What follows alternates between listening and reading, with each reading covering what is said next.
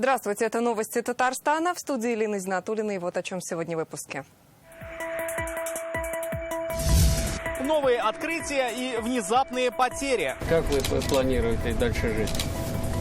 Сельские местности, если у вас коров не будет. Рустам Минниханов посетил Заинский район с деталями поездки. Рамиль Шайдуллин. 80 лет победе в Курской битве. Танков сколько было, я вернее танкистом, но все это видел и все участвовал, помогал танкистам, подвозили им продовольствие. О сражении, которое завершилось полным разгромом фашистской операции «Цитадель», и о воспоминаниях наших героев расскажет Алия Хайрудинова. Новая школа. В Тукаевском районе открыли образовательное учреждение. Там такие светлые классы, большие, просторные. Сколько детей пойдут в первый класс? Об этом расскажет Гульнара Минниханова. Сегодня из уст президента России Владимира Путина прозвучало важное заявление на саммите БРИКС в ЮАР. Следующий форум Россия намерена провести в Казани.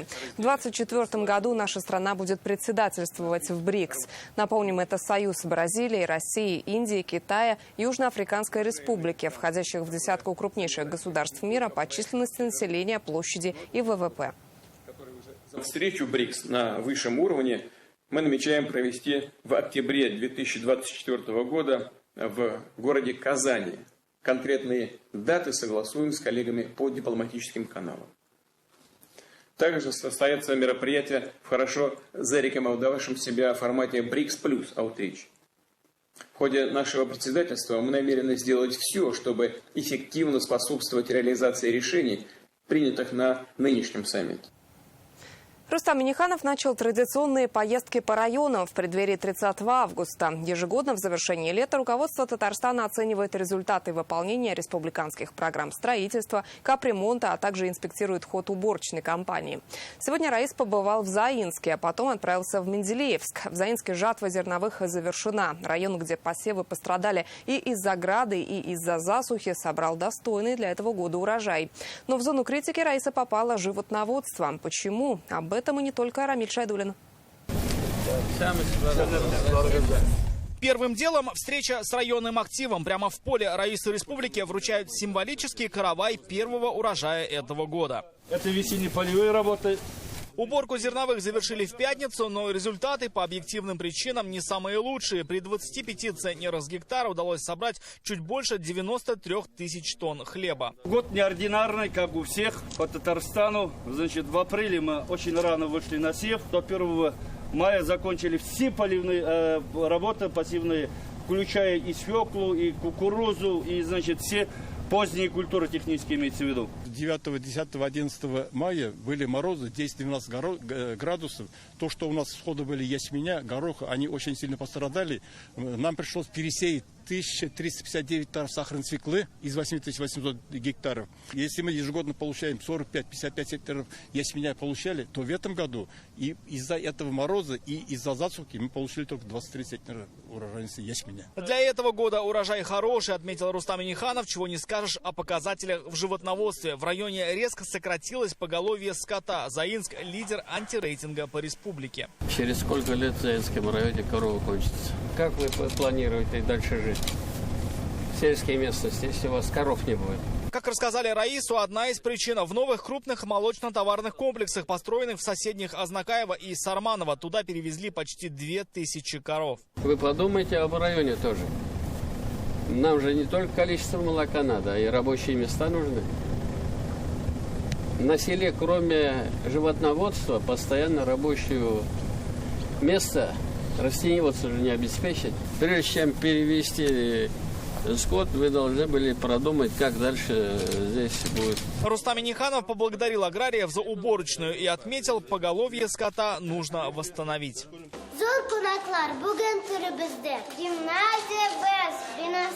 Следующая точка – обновленная татарская гимназия. К началу нового учебного года ее капитально отремонтировали.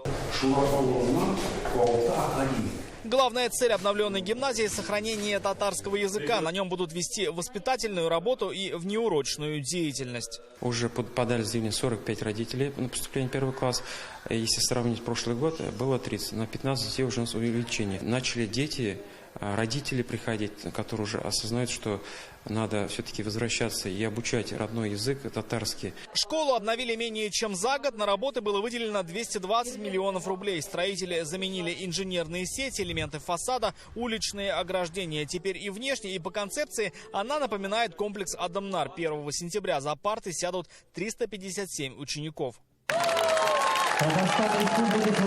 Этого события без преувеличения ждал весь город. В Заинске появился новый крытый бассейн. Очень приятные события. Вводится новый бассейн по республике у нас. Вот мне справку дали, 286 чаш для бассейнов. И, конечно же, этот вид спорта, он не только спорт, это здоровье. Значит, многие горожане, не только молодежь, и люди уже не молодые, могут воспользоваться вот этими возможностями.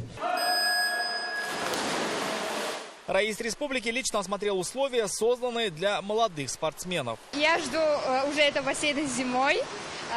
Да, мне хотелось, потому что он новый, более обновленный, больше дорожек, больше возможностей. Бассейн построили всего за год, и за это время соорудили настоящий комплекс, где круглый год можно будет заниматься 18 видами спорта. Для этого есть все, как оборудование и залы, так и целых 2 чаши для плавания. Это очень важный для нас объект, так как здесь присутствует детская чаша для малого развития, для детей. То есть у нас дети уже могут с раннего возраста заниматься плаванием. Мы работаем по 7 направлениям, также включены в план занятия по плаванию. Объект получил название «Дулкан» или «Волна», и это уже второй крытый бассейн в городе. Он рассчитан на 227 тысяч посещений в год.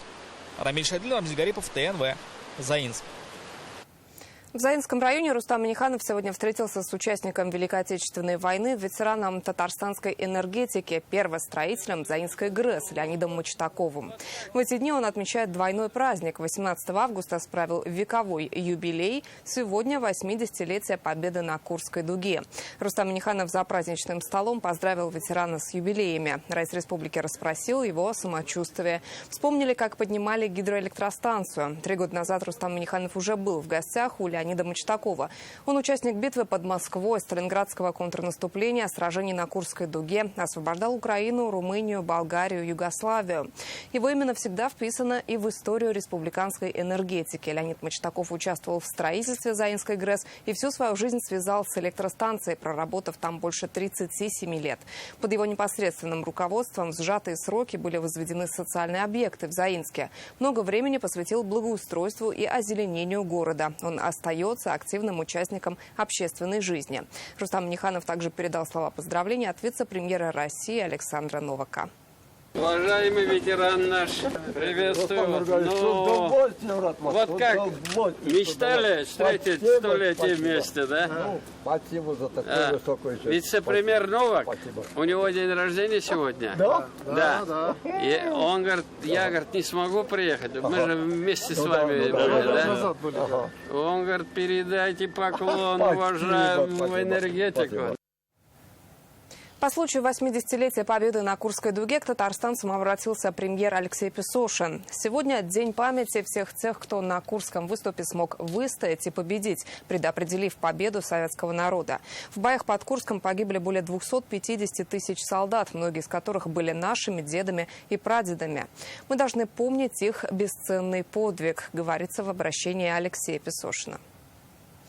На Курской дуге сорвалась стратегическая наступательная операция вермахта, и советская армия полностью перехватила инициативу и перешла в наступление.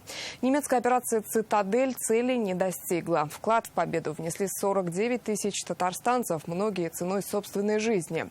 В наших фондах хранятся уникальные воспоминания участников тех событий.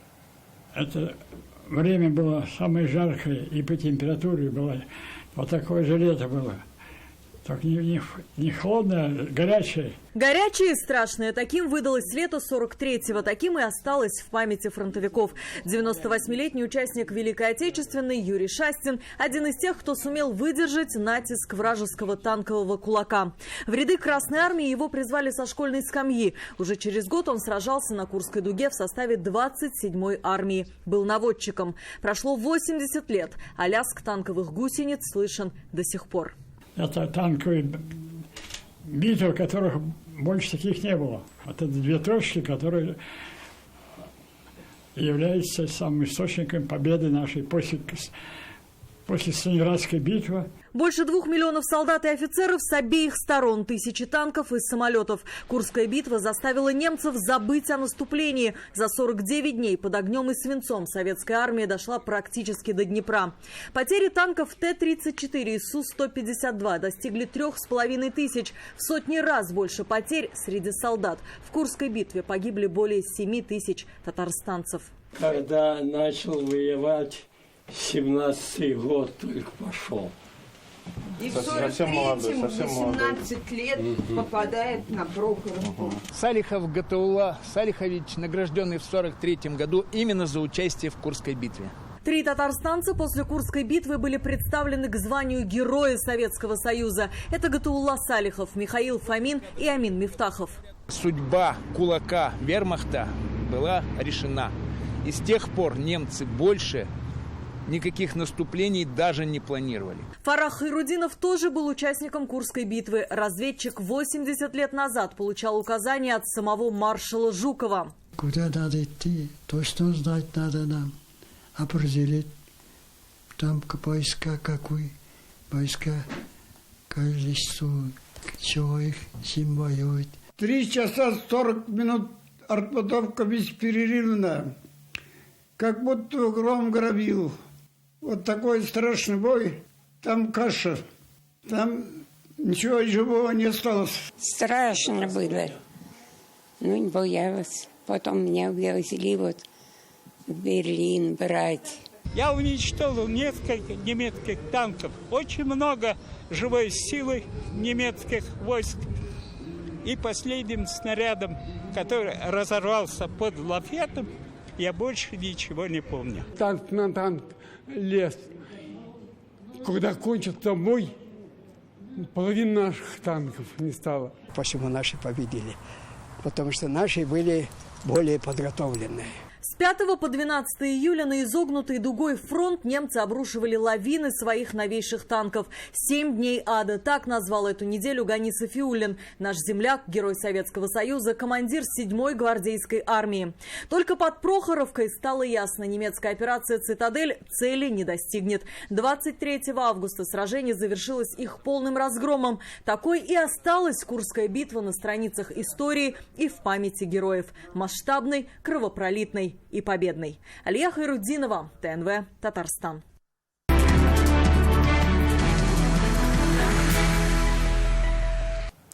Мы продолжаем нашу специальную рубрику «Своих не бросаем». В ней говорим о журналистских репортажах из зоны СВО, показываем видеоматериалы о том, как там живут мирные жители и с какими испытаниями им приходится сталкиваться.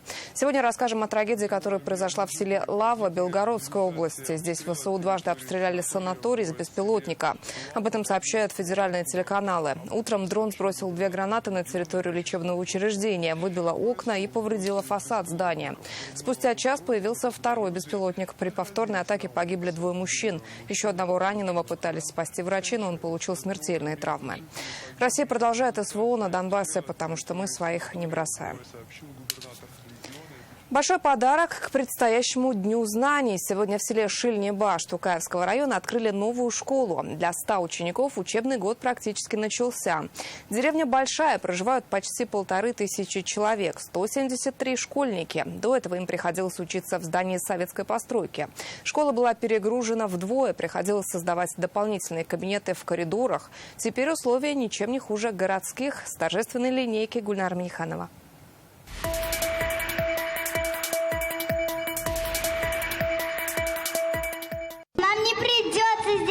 Когда закончатся уроки, мы будем петь и танцевать. На сцене ученики новой школы до Дня знаний еще недели, но им сегодня есть что праздновать. За год для них отстроили современное здание со всеми условиями для учебы. Чувство прекрасное, просто отличное. Мне очень хочется в нее пойти. Мне родители уже форму купили. В семье Пономаревых двое школьников. Олеся идет в 1 класс, Ангелина в 5. Очень понравилось в новой школе. Там такие светлые классы, большие, просторные. Холл, актовый зал. В нашей старой школе такого не было. В новую школу пойдут 14 первоклашек. Поздравить их приехал глава Минобра Ильсур Хадиуллин. Он с собой привез подарок – рюкзаки в рамках акции «Помоги собраться в школу». Церемонию открытия начинаем с вашего района. В республике у нас строится всего в этом году 11 школ на 9,5 тысяч мест. Разные проекты, разная мощность. И самое главное, чтобы были дети в этих школах. Были учителя укомплектованы прекрасными кадрами. В селе Шильныбаш была двухэтажная школа, построенная в 70-х годах. Она рассчитана на 96 учеников. Обучались 173. Учебный процесс здесь продолжится для старшеклассников. Начальная школа пойдет в новое здание. Дети увеличиваются у нас, слава богу. Их стало 173 человека, и поэтому мы построили новую красивую школу на 100 мест. Она очень замечательная, с современными технологиями. Что нас очень радует, у нас в той школе не было актового зала, в этом есть. Новая школа полностью обеспечена кадрами, что сейчас редкость для системы образования. Здесь будут работать 14 учителей. Да, где-то может быть больше нагрузки, но все равно полностью пока обеспечено. В этом направлении работы, будем готовить стипендиатов, которые будут возвращаться в наши школы. Это те дети, которые, согласно профориентационной работе, будут отобраны и направлены на педагогические вузы. В новой школе помимо учебных кабинетов есть мастерские для кулинарных уроков, занятий по шитью, а также класс технологии для мальчиков. После учебы дети смогут ходить на разные кружки. Это и театральное мастерство, художественное и спортивное направление, а также занятия по правилам дорожного движения, туризму, вокалу и хореографии. В последние годы в Татарстане новые школы строят в городах. Этот случай исключение. Дело в том, что в Шильныбаше есть крупные птицеводческие предприятия, комплексы животноводства, работает кондитерское производство. Наряду с этими объектами очень рады и благодарны всем, что появилась такая чудесная, замечательная, красивая школа для наших ребят сельского поселения. Появление в селе новой школы говорит о том, что сюда будут еще приезжать молодые семьи, а значит, оно будет развиваться. Гульнара Миниханова, Александр Лихачев, ТНВ, Тукаевский район. В Татарстане могут проиндексировать ежемесячные выплаты для граждан на 3 года вперед. Кому полагаются выплаты и кого коснется повышение, читайте в интернет-газете «Реальное время». От сельчан ждут больше предпринимательской активности, от депутатов законодательных инициатив, а молодежи советуют не покидать свою малую родину и создавать крепкие семьи. Во всех начинаниях республика готова помочь. В Новошишминском районе сегодня прошел День Единой России. Во главе с Фаридом Мухаммедшиным приехал республиканский партийный актив и целый ряд специалистов различных ведомств. Что дал такой представительный кворум и что Ким Чен Ын покупает у новошишминцев, узнал Дмитрий Аринин. Татарский конный завод – пример того, как частные инициативы и поддержка государства могут принести активность на селе и мировое признание. Предприятие несколько лет назад возродил местный бизнесмен Николай Скоков. Фамилия предопределила его работу. Он разводит ценную орловскую породу лошадей. Сегодня скакунов оценил Фарид Мухаммедшин. Сейчас здесь около 200 лошадей. Коней с этого завода отправляют на экспорт в разные страны мира. Особые отношения сложились с руководством КНДР и ее руководителем Ким Чен Ыном. Поставка лошадей орловской породы в Северную Корею осуществляется на регулярной основе. Субсидируют содержание лошадей на Казанском ипподроме 80%. То есть нас поддерживают. Это нигде такого нет, только в Татарстане. А также на каждую конематку мы получаем в год 52 тысячи. То есть приличные деньги. И я очень доволен. Новошишминск – это небольшой сельский район в центральной части республики. В рейтинге социально-экономического развития он занимает 6-е место. Главные статьи доходов – агробизнес и добыча нефти. Население чуть более 13 тысяч человек и регулярно сокращается. Это еще один вопрос, которому нужно уделить внимание. В рамках партийного проекта «Час гражданственности» спикер Госсовета напутствовал юных новошишминцев и вручил им их первые паспорта. Вы могли получить хорошее образование с паспортом гражданина и воспитывались на традициях своих дедов, бабушек, отцов и матерей. Для нас это очень и очень важно. Оплотом демографического роста и воспитания молодежи должны стать крепкие семьи. Фарид Мухаммедшин сегодня поздравил юбилейные пары и вручил подарки. В преддверии Дня знаний спикер Госсовета и глава Новошишминского района присоединились к акции «Помоги собраться в школу». Сегодня ранцы со школьными принадлежностями получили 30 первоклассников. Помогаем собраться в школу. Кому-то ранцы, кому-то одежду, кому-то сертификат, кому-то на лечение, кому-то коляску. Эта акция, она решает многие социальные вопросы. Портфель сегодня получила и уже изучила его содержимое девочка из многодетной семьи Варвара Таерова. Я рада, что мне подарили ранец. Школа очень сильно хочет, она вот еще мечтает то, что на танцевальную школу записаться у нас. Она очень хорошо танцует, поет. На встречу с руководством «Единой России» в Новошишминск приехали партийные руководители из 10 соседних районов. Фарид Мухаммедшин призвал их и депутатов проявлять большую активность в решении проблем татарстанцев и чаще выдвигать законодательные инициативы. Бывают годы, я могу авторитетно сказать, что в течение года ни одной законодательной инициативы, никакой цельной какого-то обращения от некоторых фракций «Единой России» районных нет. Что у вас все в шоколаде? У вас все в порядке? Проблем нет? Есть они? Давайте предложения. В рамках Дня Единой России сегодня работали на 12 тематических площадках. В местной больнице медики из Казани приняли более 100 пациентов. Юристы проконсультировали по земельным вопросам. Эксперты рассказали, как можно развивать предпринимательство и сельские территории. Дмитрий Айрин, Лисан Саитова, ТНВ, Новошишминский район. Он прошел путь от простого токаря до негласного звания титана газовой отрасли. Сегодня свой 70-летний юбилей отмечает Равкат Контюков, экс-генеральный директор «Газпром Трансгаз Казань». Благодаря ему газ пришел в каждое село республики. Реализованные им масштабные инфраструктурные проекты открыли новые возможности для экономики Татарстана. Знаковая личность, ключевая фигура, создатель газового локомотива экономики и даже один из авторов татарстанского «Рая на земле». Так о нем говорят первые лица. О судьбе и уникальной карьере Равката Контюкова в нашем специальном репортаже. Под ваши аплодисменты, друзья! 2013 год назад на этом месте был заложен первый камень в основании города будущего Иннополиса для 155 тысяч IT-специалистов. Тогда здесь не было даже газа. Провести его в кратчайшие сроки поручили команде Равката Контюкова. Уже через год задача была выполнена. Совсем недавно мы заложили камень, а сегодня уже сюда подведен сетевой газ. И я хотел бы выразить слова благодарности лично Равкату Абдуллаховичу вам.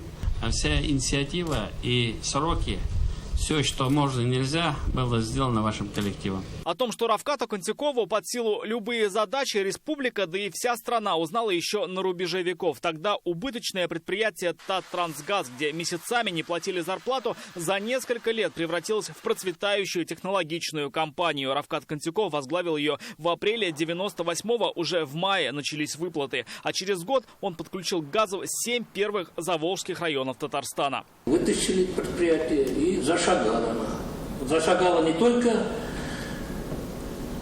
экономически, финансовые, но и зашагала вместе с республикой в вопросах газификации. Когда я приехал, была в целом газификация 27%. Через 5 лет мы сделали его 100%. Равкат Абдуллахович Контюков является одной из ключевых фигур в развитии и совершенствовании газовой промышленности Татарстана. По-настоящему исторической миссией Рафката Контюкова можно назвать газификацию всей республики. Уникальную программу, до сих пор не имеющую аналогов в стране. Газ пришел практически в каждое село. Ушло прошлое время дров и угля. Пришла эпоха газа. Красиво у вас, чистенько здесь. Пример – остров Град-Свияжск. Здесь до 2010-го дома топили дровами, потому что считалось, протянуть сюда газ невозможно. Но Минтимер Шаймиев, Рафкат Контюков и их команда доказали всем – невозможное возможно. Остров газифицировали всего за 3 месяца. Мы благодарны ему за взаимопонимание и успешное сотрудничество в создании в республике, я бы сказал, земного рая.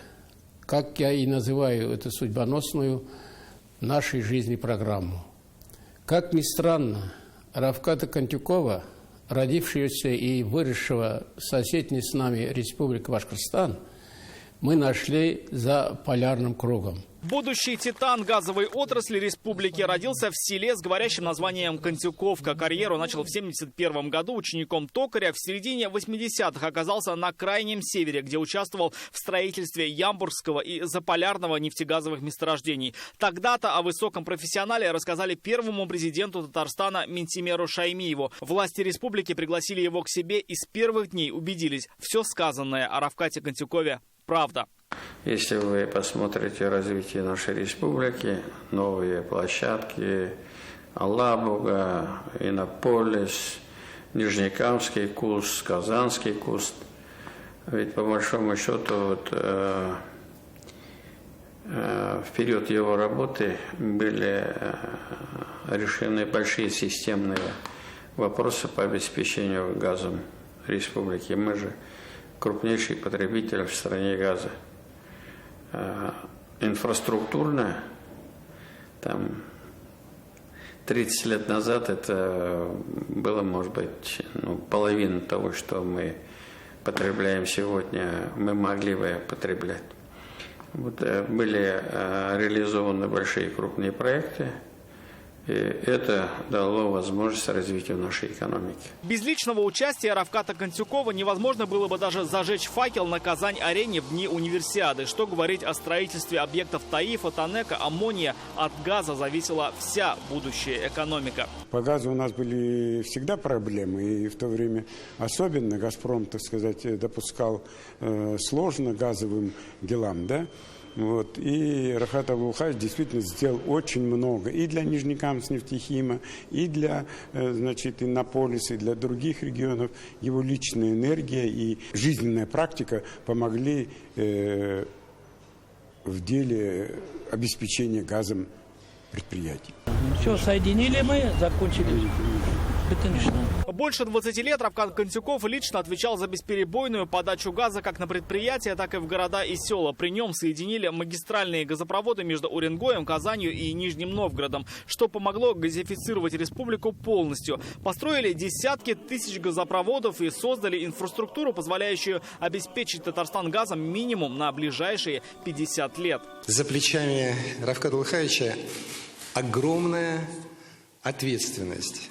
Ответственность за газопроводы, протяженность которых превышает земной экватор. Усилиями Рафката Контюкова Татарстан стал пилотным для «Газпрома» регионом, где начали внедрять дешевое и экологичное газомоторное топливо. Рафкат Контюков 4-жды избирался в Госсовет Татарстана. В составе комитета парламента участвовал в разработке законопроектов, регулирующих экономическую деятельность, земельные отношения, права рядовых граждан. Особо хочу отметить вашу активную работу в избирательном округе, широкую благотворительную и меценатскую деятельность. Вы знаковая фигура также в развитии профессионального и массового волейбола в Татарстане. Могу подтвердить это как президент Федерации волейбола республики. Во многом именно благодаря вашим усилиям наша волейбольная дружина стала одной из самых успешных в Российской Федерации и в Европе. С 2004 года «Газпром-Трансгаз Казань» начал поддерживать казанское «Динамо», и именно при нем команда сначала сменила название на «Зенит Казань», затем 4 раза подряд выигрывала Лигу чемпионов и Кубок клубного чемпиона мира. Надо все брать, чтобы действительно ни у кого сомнений не осталось, что мы настоящие чемпионы. На посту главы «Газпром-Трансгаз Казань» он проработал 21 год, получив одну из высших наград республики – орден Дуслык. Мы очень благодарны. И сегодня Рахат Улгаевич активно в нашей команде, принимает участие в больших наших проектах. С советом, своими связями он был и есть очень полезный человек. И сегодня без совета Равката Контикова не остается ни один инфраструктурный проект республики. Рамиль Шайдуллин, ТНВ, Казань. Сегодня в Москве открылись Дни культуры Татарстана. Они начались с возложения цветов к памятнику Габдулле Тукаю, расположенному в Старо-Татарской Слободе, столице. Пришедших не испугал дождь. Затем общение продолжилось за импровизированным творческим столом в Татарском культурном центре Москвы. В гости к столичным татарам по традиции приехали именитые поэты и писатели республики. Они презентовали новые произведения. İmen inlerinde ay yılı, Kazanның her yurtu, uramı, her günü, her şatı, her taşı ruh dolu. Şuşuluk niklerge dilirtkiş tatlı da bik aşı.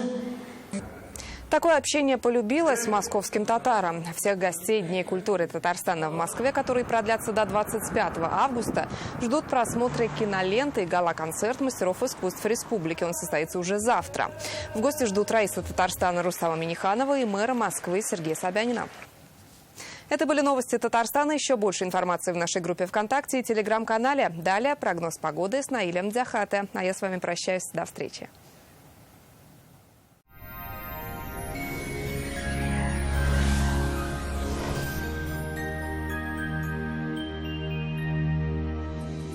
Здравствуйте, Исяммисис. В студии Наиль Дзяхате. О погоде через несколько секунд.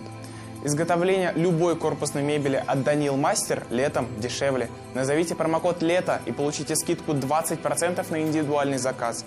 Звоните сейчас по телефону в Казани 2 167 166. В Татарстане установилась комфортная погода без осадков. По данным сервиса Яндекс.Погода, в Бугульме, Бавлах, Азнакаево предстоящей ночью будет пасмурно. Температура ночью около 10 градусов. Днем ожидается прохлада, около 15 градусов тепла.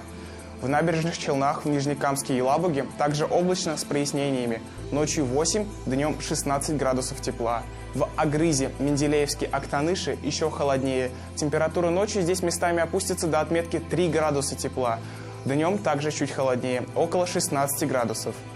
В Арске, Кукмаре, Балтаси осадков не будет. Ночью от 5 до 8, днем от 16 до 17 градусов тепла.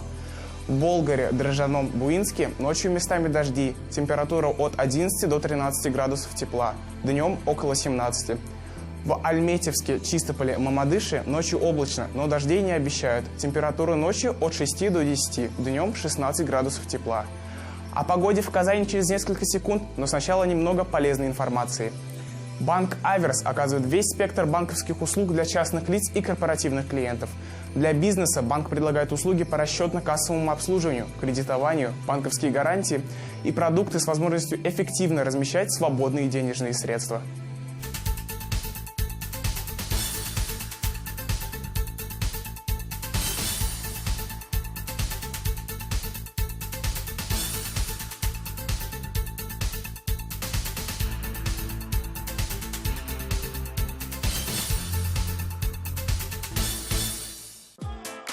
Lilians – это красивая, качественная, а главное удобная одежда для дома и отдыха.